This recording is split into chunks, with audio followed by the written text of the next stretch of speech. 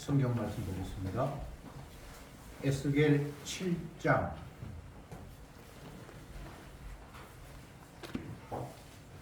에스겔 7장 23절에서 마지막 절까지 교독하겠습니다. 7장 23절에 너는 쇠사슬을 만들라. 이는 피 흘리는 죄가 그 땅에 가득하고 강포가 그 성읍에 찼음이라. 내가 거기 악한 이방인으로 이르러 그 집들을 평안하게 하고 악한 자의 교만을 그치게 하리니 그 성소가 그를 하리라. 패망이 이르리니 그들이 평강을 구하여도 없을 것이라. 반란에 반란이 더하고 소문에 소문이 더할 때에 그들이 선지자에게 묵시를 구하나 헛될 것이며 제사장에게는 율법이 없어질 것이요 장로에게는 논란이 없어질 것이며 왕은 애통하고 방백은 놀람을 옷 입듯하며 거민의 손은 떨리리라. 내가 그 행위대로 그들을 갚고 그 죄악대로 그들을 국문한즉 그들이 나를 여호와인 줄 알리라. 아멘. 아멘. 23절에 너는 쇠사슬을 만들라 이렇게 에스겔에게 하나님께서 말씀하셨습니다. 쇠사슬은 이스라엘 백성들이 포로 잡혀가는 모습을 보여주고 있죠. 호성에 묶여서 죄인들이 끌려가는 모습. 이미 하나님께서 이스라엘 백성들의 죄를 심판하시겠다고 말씀하셨고 바벨론에 의해 끌려가겠다고 말씀을 하셨기 때문에 그 사실을 거듭 확인시켜 주는 겁니다. 쇠사슬을 만들어서 그들에게 보여주어라. 그들은 포로가 되어서 쇠사슬에 끌려서 갈 것이다 라는 것을 말씀을 하셨습니다. 그러면서 24절에는 더 엄청난 말씀을 하는 것이 내가 그가 극히 악한 이방인으로 불러 그 집들을 점령하게 하고 악한 자의 교만을 그치게 하리니 그 성소가 더럽힘을 당하리라. 극히 악한 이방인이 이스라엘의 집을 점령을 하고 거룩한 하나님의 성소를 더럽힌다 이렇게 말씀하고 있습니다. 이스라엘의 백성의 죄를 하나님이 벌하시는데 극히 악한 자를 들어서 그들을 몽둥이로 사용을 하신다. 이건 이스라엘 백성 입장에서 반감을 가질만 하죠. 주님, 우리가 죄인인 건 맞는데요. 어떻게 저 악한 죄인이 나를 벌할 수가 있습니까? 내가 저 사람보다는 더 낫잖아요 라고 충분히 이야기할 수 있겠죠. 이스라엘 백성들은 뭐 우상 숭배도 했지만 하나님도 섬기고 어떨 때는 뭐 절기도 지키고 안식일도 나름대로 지킨다고 하고 어쨌든 율법과 전혀 상관이 없이 살지는 않았을 거 아니에요. 율법을 못 지킨 적도 있었지만 하나님 율법 봤으니까 이렇게 하면 안 돼. 가능하지 말라고 해서 가능하면 안 돼. 나름대로 하나님 말씀을 생각을 했겠죠.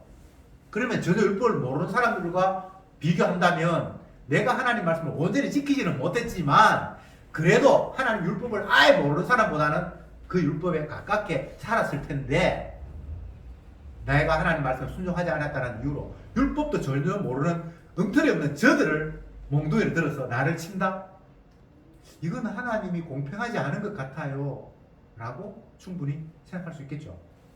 그런데 더 놀라운 것은 하나님의 성소마저 그들에 의해서 부서지게 하겠다라는 겁니다.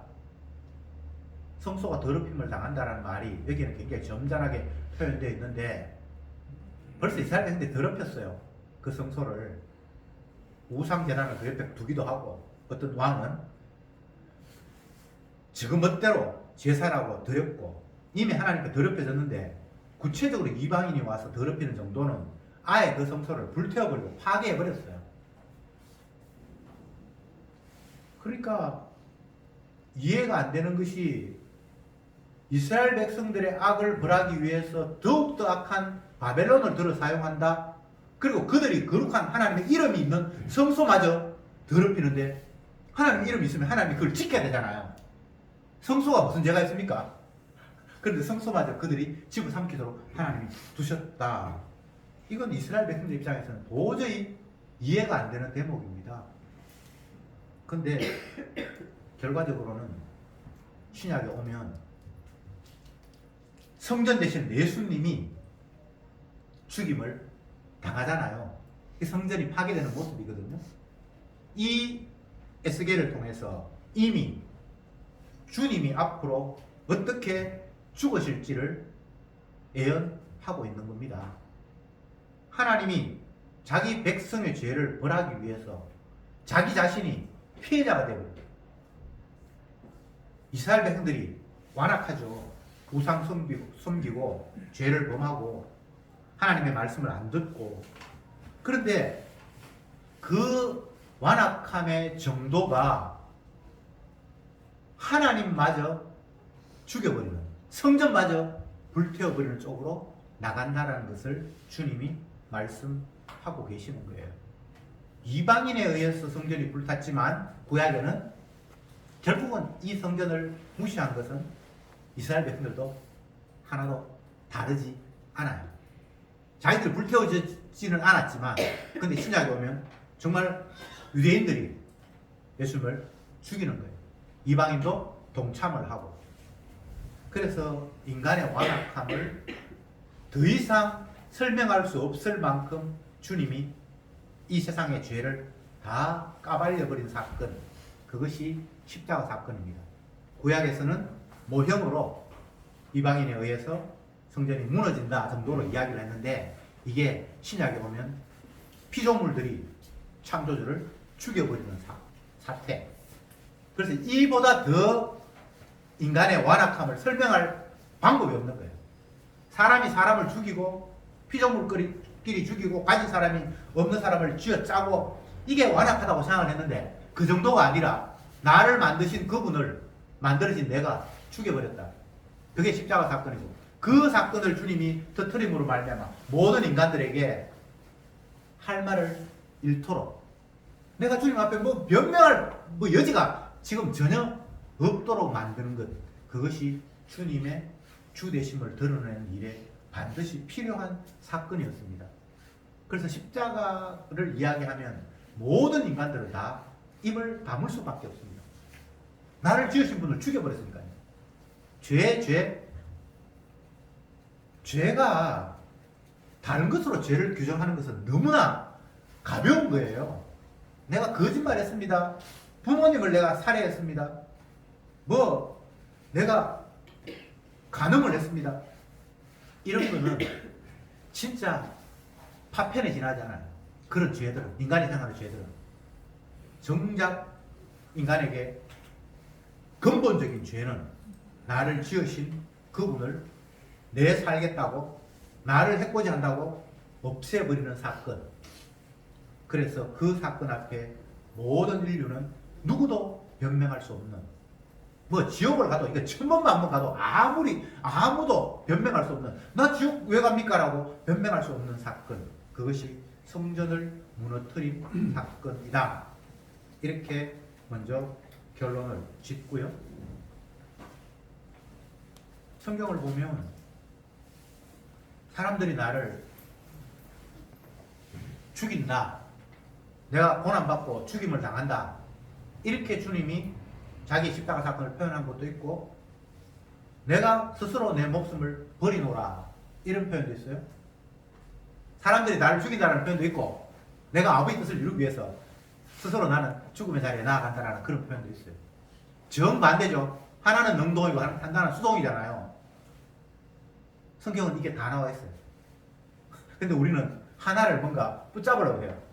주님이 아버지 뜻을 이루기 위해서 자기가 스스로 죽었습니까? 아니면 인간들이 예수님 안 죽고 싶었는데 인간들이 죽였습니까? 이렇게 우리는 따지고 싶어요. 근데 주님은 두 가지 다를 이야기해버렸어요. 왜 그렇습니까? 우리는 하나님이 하시는 일을 내가 일목요연하게 내 머리로 정리하고 이해하고 싶어요. 내 구원을 얻었습니까? 아직 구원을 못 얻었습니까? 근데 성경에 보면 이미 얻었다고 하고 아직 달려간다고 또 이야기를 해요. 성도를 향해서. 안 믿는 사람을 향해서 이야기하는 게 아니고. 왜? 자꾸 우리는 주님을 증거하고 주님의 십자가의 사랑을 드러내고 선전해야 될 역할로 하나님이 우리를 사용하고 계시는데 우리는 내 구원 확보하려고 생각하는 거예요. 내 구원 얻었습니까? 못 얻었습니까? 내가 지금 의인입니까? 죄인입니까? 자꾸 이렇게 나와요. 주님께서 우리를 죄인이라고 했다가 의인이라고 했다가 근데 우리는 그게 너무나 불쾌한 거예요. 왜 불쾌합니까? 내 구원을 생각하니까. 내 입장에서 하나님 말씀을 이해하려고 하니까.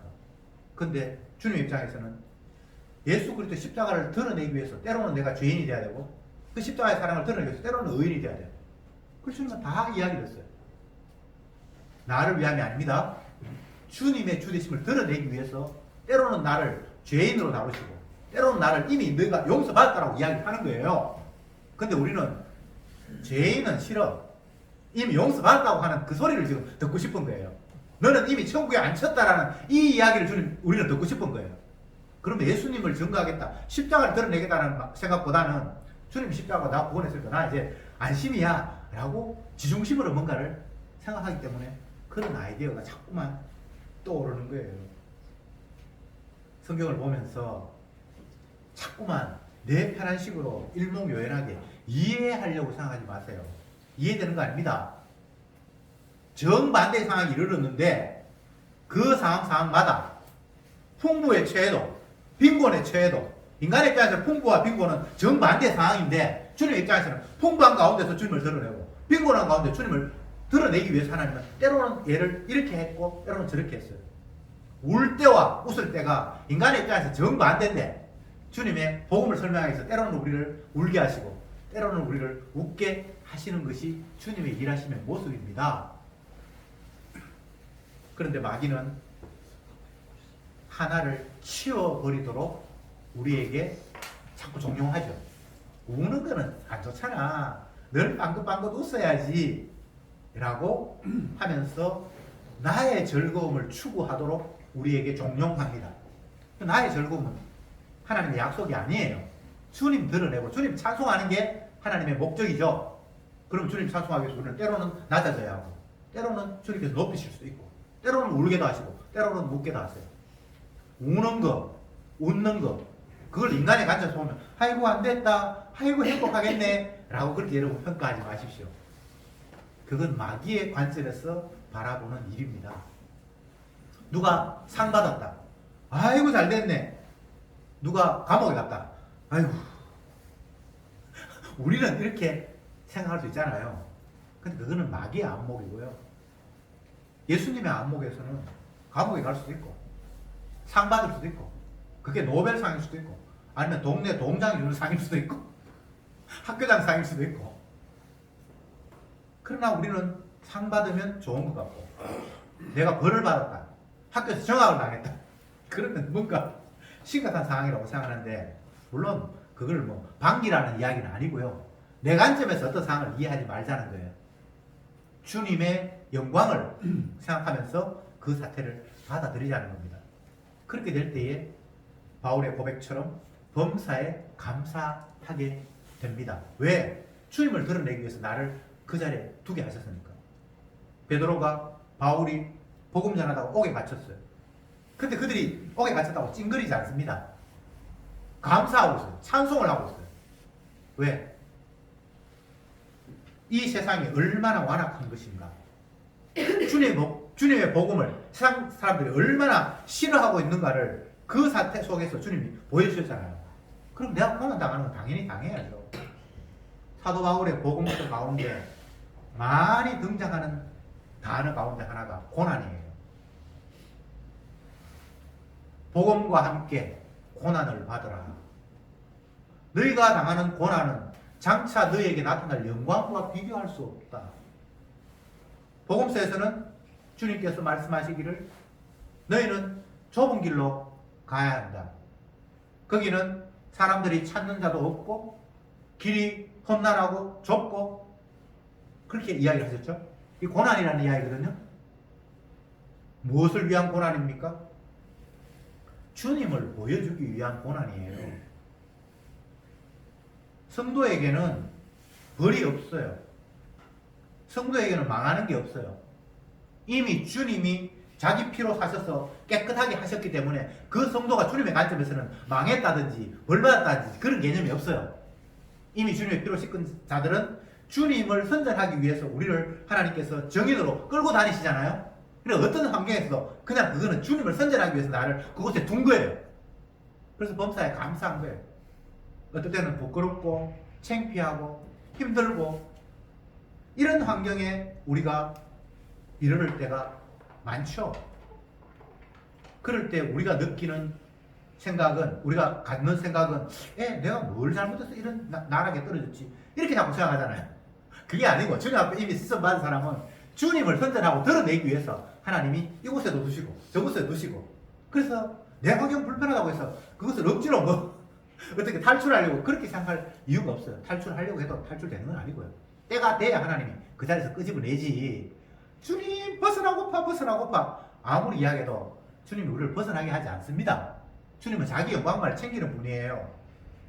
그래서 스데반 같은 사람은 주님의 영광을 챙기기 위해서 그냥 사람들을 돌맞아 죽게 만들었어요. 세례 요한은 목 잘려가지고 소반에 당겨서 그냥 끝이 나버렸어요. 근데 그게 인간적인 관점 보면 참 비참하게 보이지만 어차피 우리의 육이라는 것은 다 그냥 흙으로 돌아갈 건데, 흙으로 돌아가는 과정 속에서 주님의 도구로 사용받았다라는 그 자체가 얼마나 감사한 일입니까? 주님에게 쓰임새가 있다라는 것. 우리는 이 땅에서 사람들로부터 인정받으며 살아가기를 원합니다.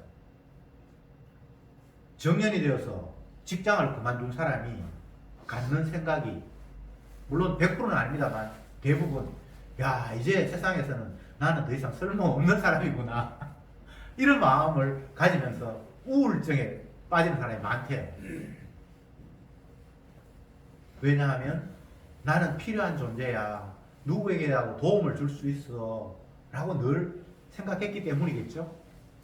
세상에서도 내가 인정받기를 원하는데 하나님이 나를 사용하신다라고 깨달아진다면 얼마나 감사한 일입니까?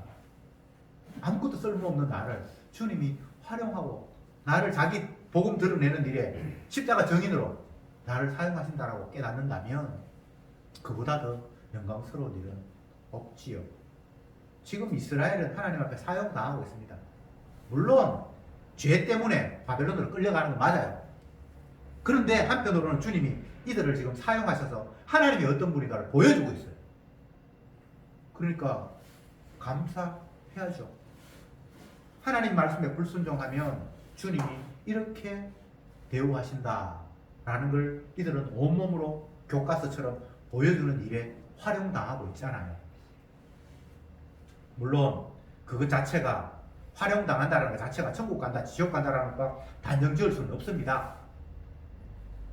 그러나 주님의 관점에서 보면 이들은 주님이 일하시고 활용하시는 일에 지금 사용당하고 있다, 이렇게 말씀드릴 수 있습니다. 26절에 환난에 환난이 더하고 소문에 소문이 더할 때에 그들이 선지자에게 묵시를 보아나 헛될 것이며 제사장에게 율법이 없어질 것이며 장로에게 모략이 없어질 것이며 왕은 내통하고 방백들은 놀람으로 옷을 입고 거민들은 손을 떨리라. 여기에 각 직종 직책에 해당되는 사람들 쭉 열거했습니다. 선지자, 제사장, 장로, 왕, 방백, 일반 백성들. 어려움이 닥치고 고통이 임할 때에 사람들이 내놓는 반응은 선지자를 찾아가서 하나님 뜻이 뭡니까? 우리가 뭐 잘못해서 이런 일이 있습니까? 라고 선지자를 찾는다는 거예요. 근데 하나님은 선지자에게 이미 묵시를 안 주는 거예요. 왜? 그런 목적으로 하나님 선지자를 세운 게 아니에요. 내 어려움 파악해서 마치 점집에 가서 내 앞으로 할 일 잘 되겠습니까? 못 되겠습니까? 우리 아들 이번에 선 보는데 그 사람하고 결혼할까요? 말까요? 이런 목적으로 하나님이 이용당하는 분이 아니잖아요. 오늘 멀리 여행을 가는데 가기 전에 차에 앉아서 하나님 먼 길 가는데 안전하게 지켜주시고 사고 당하지 않게 하시고 마치 이게 굉장히 신앙인 것처럼 그렇게 우리는 그 기도함을 당연하게 여기잖아요. 그런데 주님이 왜 나를 오늘 그곳에 보내는지를 하나님께 묻지도 않고 주님 오늘 그 가는 일을 통해서 내가 어떻게 주님 앞에 사용될 수 있을지 주님이 뜻대로 사용해 주옵소서. 그러면 가다가 사고가 나는 게 하나님의 일이라면 사고 당해야 되고, 근데 우리는 하나님 뜻을 묻기 전에 내 편한 길을 하나님이 인도해 달라고 그냥 일방적으로 기도하고 있죠. 요즘은 금요일마다 철야 기도 하는지 모르겠는데 그런 사람들이 많잖아요. 새벽 기도하고 철야 기도하고. 근데 그들의 기도의 내용이 주님의 뜻을 묻거나 하나님 앞에 사용되기를 원합니다라고 기도하는 것이 아니잖아요. 오늘 하루도 무탈하고 사고 안 당하고 남들 앞에 싫은 소리 안 듣고, 근데 그걸 또 하나님의 영광을 위해서라고 말을 갖다 붙이죠. 지금 본문에서 주님께서 극심한 악한 이방인들을 보내가지고 이스라엘의 집을 점령하고 성전을 무너뜨리고 그들을 쇠사슬을 끌고 가겠다라고 그렇게 이야기를 했을 때, 그런 상황이 몰려왔을 때에 사람들이 하는 반응이 하나님 섬긴다고 하는 선지자를 찾아가서 지금 어떻게 이렇게 된 일입니까? 어떻게 하면 문제 해결할 수 있습니까? 라고 찾아가는데 그들에게 하나님께서 해결책을 준 적도 없고, 제사장에게도 찾아가서 우리가 율법을 뭐 어떻게 어겼는데 이런 일이 있습니까? 라고 이야기를 해도 제사장도 답이 없고, 장로 뭐 신앙생활 잘하고 원로들에게 찾아가서 해법 없습니까? 모략이 없습니까? 해도 없고, 왕을 찾아가도 왕도 벌벌 떨고 있고, 지금 답이 없다고 주님 이야기하는 거예요. 왜요? 그들이 주님께 세우신 선지자 제사장을 제대로 목적을 가지고 찾아가는 것이 아니라 지 어려운 사정 해결하려고, 지 문제 해결하려고 찾아가니까 이 목적이 잘못됐잖아요. 그러니까 그게 대해서 해답이 없는 거예요. 그게 만약에 해답을 준다면 그건 거짓말이에요. 맞죠? 어떤 기도 많이 하는 용한 권사님을 찾아가가지고 기도 받았다. 무슨 기도를 받죠? 점치는 거잖아요. 말은 뭐 하나님께 기도하는데 그런 하나님은 우상이잖아요. 이스라엘 백성들이 에스겔 선지자나 이사야, 뭐 에레미야 선지자가 많은데 이들에게 정말 충격으로 느끼는 것은 어떤 것이었는가 하면, 하나님의 선지자들이 하는 이야기가 성전 문 닫아라, 더 이상 하나님이 너희들이 드리는 제사 그거 역겨워서 못 받는다더라, 성전 그거 부서질 거야, 이런 이야기 했을 때 하나님의 선지자가 하나님의 성전을 부서진다는 말을 하고 제사 지내지 말라는 말을 하고 하나님이 제사 안 받는다는 이야기를 했을 때 그들은 저거 거짓이야, 저거 진짜 선지자 아니야 라고 이야기할 수밖에 없었죠. 그와 똑같은 논리로 예수님이 이 땅에 오셨을 때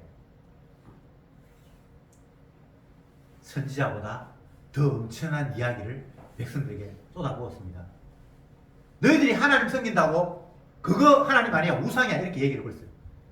이들 열심히 하나님 섬겼습니다.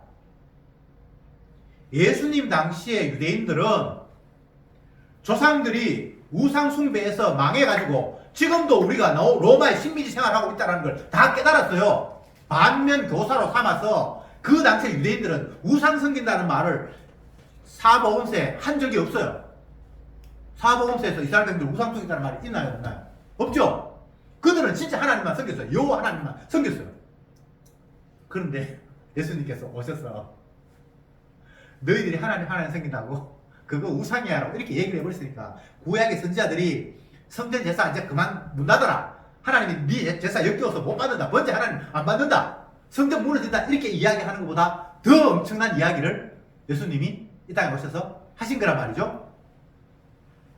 자기들의 입장에서는 예수님 당시에 그 유대인들, 특히 신앙생활 잘한다는 서기관 바리새인 대제사장들은 하나님만 섬겼어요. 그런데 예수님이 오셔서 너희들은 우상 섬긴다고 했으니까 이게 무슨 하나님의 아들이야, 우리의 진심을 알아보지도 못하는 게 이게 어떻게 하나님의 아들이야 라고 판단할 수밖에 없었겠죠. 그게 마귀에 사로잡힌 인간들의 한계성이에요. 하나님 말씀을 아무리 보고 주님이 자기들에게 은혜를 베풀어서 엄청난 일들을 경험하고 해도 그들의 사고방식은 자기를 위한 신, 우상 외에는 다른 하나님이 틈탈 여지가 없었습니다.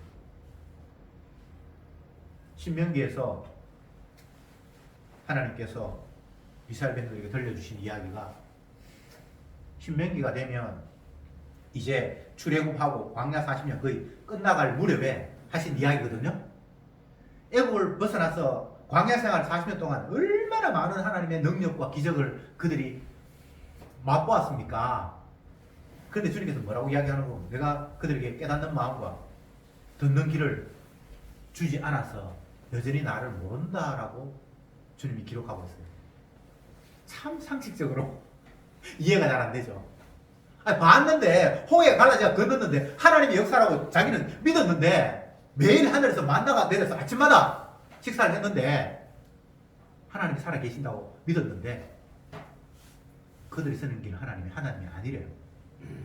그 구체적인 증거는 모세가 시내산에 올라가서 40일 동안 하나님하고 독대하면서 내려오지 않았어요. 자기들은 하나님 만나서 금방 내려올 줄 알았는데 하나님 뜻을 받아서 내려올 줄 알았는데 안 내려오니까 우리의 지도자가 없어졌다. 그러면서 금송아지 만들어서 이 금송아지가 우리를 애굽에서 끄집어낸 하나님이다라고 막 섬겼죠. 성경에 나오는 이야기잖아요. 제가 지낸 이야기가 아니고 그게 인간들의 신관이에요. 깨닫는 마음을 안 주셨으니까 하나님을 그렇게 지 마음대로 만들고 지내고 한다고요. 그것이 특별한 완악한 어떤 사람이 그렇다라는 것이 아니라 이 땅의 인간이 그렇다라는 것을 유대인을 통해서 그냥 표본으로 보여주는 거예요. 예수님의 12제자 출애굽하듯이 많은 능력을 주님으로부터 받았고 보았고 어린도 5개 5,000명 먹이는 걸 봤고 예수님 무리로 걸었을 때 같이 그런 사람도 있고 뭐 또 귀신 쫓아내는 능력을 갔는데 귀신이 막 나가고 막 별일이 막 다 경험을 했잖아요. 출애굽한 백성들이 경험하듯이. 근데 마지막 날 예수님께서 십자가에 권력에 의해서 잡혀서 죽어가는 그 모습 보면서 에이씨 하나님인 줄 알았는데 하나님이 아니구나 안 했어. 그냥 다 흩어졌다고 성경에 이야기하고 있잖아요. 이걸 어떤 특별한 완악한 사람이 그렇다고 생각하지 말고 모든 인간의 표본이에요. 여러분 지금 이제 성령 받았으니까 예수님 이구다. 그때는 성령이 없었으니까 이렇게 여러분 이야기하면서 성령 받은 나는 이제 아니다라고 빼고 싶죠. 성경은 그걸 빼기를 허락하지는 않아요. 여전히 우리는 그 나물의 그 밥이라는 거예요. 이걸 인정을 해야 돼요. 여러분이 복음을 알았다고 해서 주님 말씀대로 삽니까? 사도 바울이 이런 표현을 했습니다. 먹든지 마시든지 무엇을 하든지 하나님의 영광을 위해서 해라. 이거 교회 다니는 사람이 모르는 사람 없잖아요. 근데 그거 실천할 수 있는 사람 있습니까? 하나님의 영광을 위해서 어떻게 합니까? 그냥 내 만족을 위해서 하는 거죠. 그래서 신앙생활 다 지쳐고 가고 지복 받으려고 하는 거예요. 에이 그거는 뭐 신앙이 약한 사람이나 하는 이야기지. 아니 모든 인간이 그 범주를 못 벗어난다니까. 아니, 성경이 지금 그 이야기를 하고 있는 거예요. 나는 아니다라고 자꾸 빼고 싶은 거예요. 그러니까 바리새인처럼 나 이제는 아니다. 아, 그게 기복신앙이야. 아, 기복신앙 아닌 인간이 아무도 없어요. 복 받으려고 다 신앙생활을. 그게 우상이라니까. 지 잘 되려고 하나님 찾는 거. 여기 왜 오늘 본문에서 어려움 당하니까 이들이 선지자를 찾습니까? 제사장을 왜 찾습니까? 지 힘드니까 문제 해결하려고 찾는 거잖아요. 하나님이 그런 선지자, 그런 제사장을 준 적이 없는데, 그러니까 그게 엉터리라는 거잖아요. 아, 옛날 때 그렇지가 아니고 인간은 요 틀에서 단 한순간도 벗어난 적이 없다라고 성경이 이야기하고 있는 거예요. 진짜 예수님의 영이 와서 십자가의 은혜가 와서 깨달아진 사람은 그걸 아멘 한다고요. 맞습니다. 나는 그 틀에서 한 번도 벗어난 적이 없습니다라고 지가 죄인 중에 개수라고 그렇게 고백한다고요. 그가 성도라고요. 이제 나는 새 사람이 되었어. 옛날에 그랬는데 이제 내 기복신앙 다 버렸어. 그건 마귀 새끼예요. 성경이 그 이야기를 계속해서 하고 있는데 왜 나는 끝까지 나를 세리와 창기하고 같이 좀 취급하지 마라. 이 마음이 왜 생겼습니까? 이게 마귀가 심어준 거예요. 우리는 세리와 창기예요. 우리는 다 우상 숭배자예요. 복음을 깨달았기 때문에 진짜 자기가 우상 숭배자인 줄 알아요. 주님의 은혜로 내가 보게 되었기 때문에 자기가 소경이라고 그렇게 이야기를 한 거예요. 무슨 말인지 아시겠죠? 소경은 지가 소경인 줄도 몰라요. 지는 볼 수 있다고 생각해요. 근데 진짜 보게 된 사람은 내가 주님 소경입니다 라고 그렇게 나오는 거예요. 이걸 다른 말로 하면 내가 죽일 죄인입니다 라고 하는 거예요. 이 이야기가 성경에는 계속해서 우리에게 쏟아지고 있는데 자꾸만 우리는 나는 이제 용서받았으니까 죄인 취급하면 안 돼. 물론 내가 부족한 건 있지만 그래도 나는 의인의 분으로 나를 좀 빼줘 라고 말하는 거예요. 그게 마귀의 소리입니다. 그게 성령의 소리가 아니에요. 성령은 우리를 날마다 예수 죽인 자로 넘긴다고 했잖아요. 네가 예수 죽인 자라고 계속해서 성령이 우리를 그곳으로 데려간다고 했잖아요. 그런데 왜 자꾸만 나는 과거사로 죄인의 모습을 과거사로 자꾸 돌립니까? 그게 마귀의 전략. 네가 스스로 신이 돼야 돼. 너는 행복해야 돼. 천국 있다면 너는 당연히 천국 가야지 라는 마귀의 속삭임입니다. 천국은 내조라고 있는 것이 아니라 어린 양을 찬양하는 공간이에요. 그래서 성도는 천국 가기 이 땅에서 계속해서 어린 양을 찬양하도록 십자가를 높이도록 주님이 우리를 활용하시는 거예요. 십자가 이용해서 내가 복받았다. 그건 마귀의 소리예요. 개소리예요. 그런 감정이 세상에 수없이 있죠. 그게 십자가를 모독하는 일인 줄 자기는 알지 못하죠. 요한복음 9장에서 어떤 소경이 길을 지나가고 있는데 제자들이 예수님께 이렇게 물었습니다. 주님, 저 사람이 소경이 된 것은 부모가 잘못해서 소경으로 태어났습니까? 아니면 지가 악하기 때문에 소경으로 태어났습니까? 이 제자들의 질문은 소경을 보면서 할 수 있는 인간의 생각의 전부예요. 부모가 잘못해서 저렇게 불쌍한 사람으로 앞도 못 보고 저렇게 태어났는지 아니면 지가 완악하니까 하나님께서 아예 공사로 만들었지 그거 말고는 인간이 생각할 수 있는 다른 범위는 없습니다. 근데 주님은 다른 범위를 이야기하시죠. 뭐라고 이야기합니까? 부모가 잘못해서 그런 것도 아니고 지가 완악해서 그런 것도 아니고 하나님이 하시는 일을 보여주기 위해서 저는 소경으로 났다라고 이렇게 이야기하는 거예요. 사람들은 자기에게 관심이 있어요. 인간의 문제가 있어요. 그래서 부모의 문제나 그 본인의 문제나 계속해서 자기에게 지금 한치도 벗어나지 못하는 거예요. 근데 주님은 인간 문제가 아니라는 거예요. 그 하나님의 문제라는 거예요. 시선을 완전히 바꿔버리죠. 요한복음 11장에서 나사로가 병들어서 죽는 사건이 나옵니다. 그 여동생은 우리가 예수님 앞에 그렇게 잘했는데 예수님 뭐 집에 올 때마다 막 환영을 하고 따뜻하게 대하고 그렇게 했는데 오빠가 병들었을 때에 기별을 보냈어요. 우리 오빠가 지금 사경을 헤매고 있는데 예수님 빨리 와서 낫게 해달라고. 뭐 주변에 수많은 사람들 낫게 하시는 예수님의 능력을 보았으니까 우리가 이렇게 예수님 앞에 잘했는데 우리 오빠 병들었는데 당연히 낫게 할 거라고 생각을 했는데 주님이 꾸무대요. 꾸무댄다는 말이 표준 말 아니지. 어쨌든 미정미정하면서 빨리 안 가요. 지금 곧 돌아가실 입장인데 응급환자인데 응급환자로 취급도 안 하고. 근데 늦장을 부르는 이유가 있어요. 죽고 난 뒤에 주님이 가시는 거예요. 그러면서 나사로가 죽었다는 소식을 듣고 주님이 하시는 말씀이 이제 하나님의 영광을 볼 때가 되었다. 이렇게 이야기를 합니다. 나사로가 죽었다가 살아나는 게 지금 중요한 게 아니고 하나님의 영광. 소경이 불편하지 않다. 그게 문제가 아니고 하나님이 하시는 일, 하나님의 영광. 하나님의 영광 외에는 관심이 없습니다. 근데 우리는 내 영광 외에 관심이 없잖아요. 그러니까 지옥 가야 맞죠. 나는 내 영광을 추구하지 않습니다. 그런 거짓말이 어디 있어요? 어떤 목사님이 제가 인간은 다 죄인입니다. 그 죄인의 범위가 예수 믿는 사람, 안 믿는 사람 가릴 거 없습니다. 유대인, 이방인 가릴 거 없습니다. 복음을 알았다, 안 알았다 가릴 거 없이 다 죄인입니다.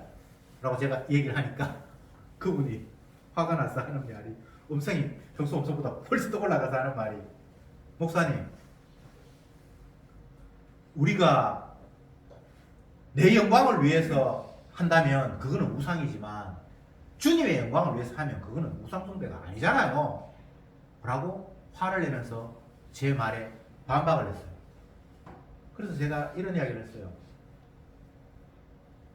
인간은 하나님의 영광을 위해서 살 수가 없습니다. 목사님이 하나님의 영광이라고 하는 그것마저도 자기 영광입니다. 이게 무슨 말인지 못 알아듣는 거예요. 그러니까 또 이렇게 얘기를 해요. 아니, 우리는 나의 인간의 힘으로는 하나님의 영광을 못 돌리지만 성령이 오면 하나님의 영광을 돌릴 수 있지 않습니까? 라고 그렇게 얘기해요. 성령이 와서 하나님의 영광을 돌리게 된 사람은 내가 하나님께 영광을 돌린다고 이야기하지 않고 나 죄인입니다 라고 이야기합니다. 근데 그 말도 또 못 알아듣는 거예요. 자꾸만 내가 뭔가 이렇게 이 소매급으로 넘어가면 안 되고 은혜 받아서 뭔가 하는 거 이거 좀 인정해 달라. 끝까지 자기 인정을 포기 못하는, 그러니까 자기 부인이 지금 안 되는 거죠. 쉽게 이야기하면 성령이 와서 자기 부인 된 사람은 나 죄인입니다 이야기하지, 나 한 성경 받아서 착한 일 했습니다 이렇게 말하지를 않거든요. 성경에 보면.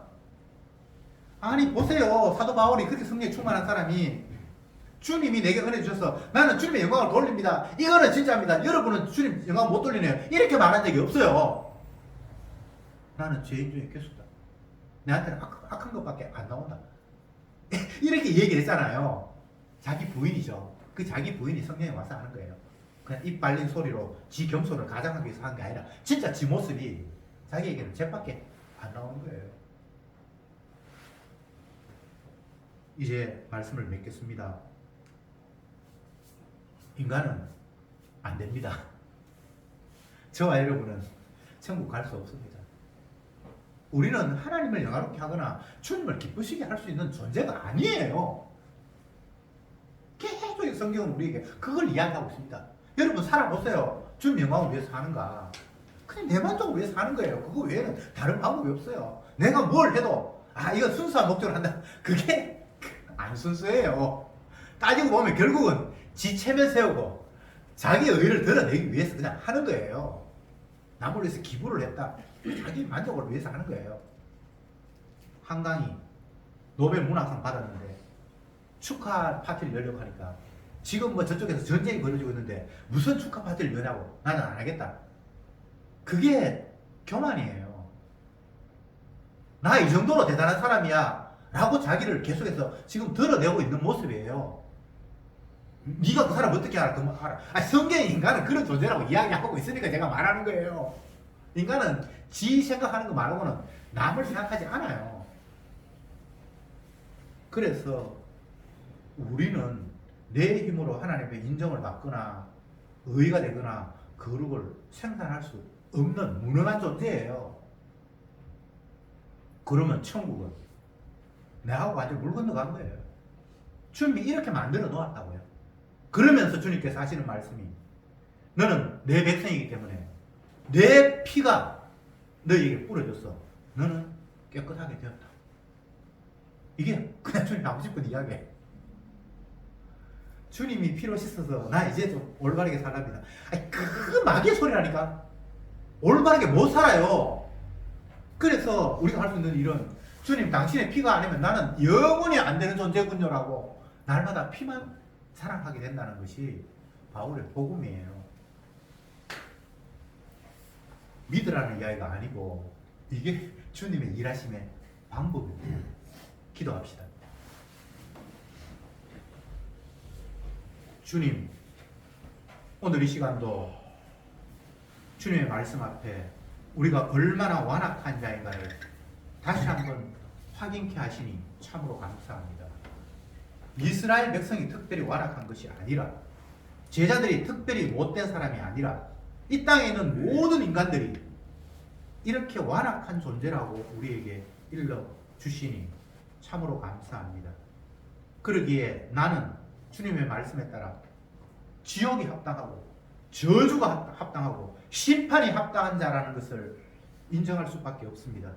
우리를 이렇게 만들어 놓고 주님이 내가 사랑하는 택한 백성이 있다 라고 말씀하시면서 그들에게 내 피가 뿌려져 그들을 내가 깨끗하게 하고 생명을 얻게 하겠다라고 약속하셨습니다. 주님의 피로 씻음받은 자는 오직 주님의 피의 능력만 자랑하도록 주님이 만드셨다고 하셨사오니 주여 제발 주님의 피 자랑하는 자가 될지언정 내 자랑하는 자가 아니기를 원합니다. 예수님의 이름으로 기도드리옵나이다. 아멘.